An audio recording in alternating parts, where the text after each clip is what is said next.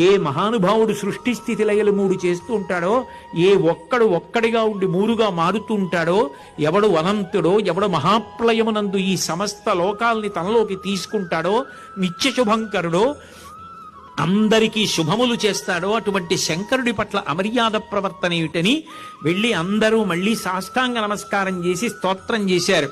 మళ్ళీ వెంటనే ప్రసన్నుడై శివుడైపోయి మహానుభావుడు గొర్రెతల దక్ష ప్రజాపతికి వచ్చేటట్టుగా చేసి ఆ దక్షయజ్ఞం పూర్తయ్యేటట్టుగా చేసి వాళ్ళందరినీ అనుగ్రహించాడు. అందుకే ఓ పరీక్షిత్, ఈశ్వరుడు కోపం పొందినట్టుగా ఉంటాడు, నిజానికి ఆయన కోపమును పొందడు. కరుణ అపారమైనటువంటి కారుణ్యంతో ఉంటాడు. ఎప్పుడో ఏదో జరిగిందని మనసులో పెట్టుకుని ఇప్పుడు ఉపకారం చెయ్యడానికి రానివాడు కాడు.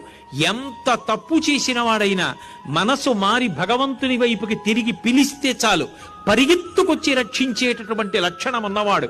అందుకే ఆయనే మళ్ళీ లోకానికి అంత పెద్ద ఉపకారము చేశాడు.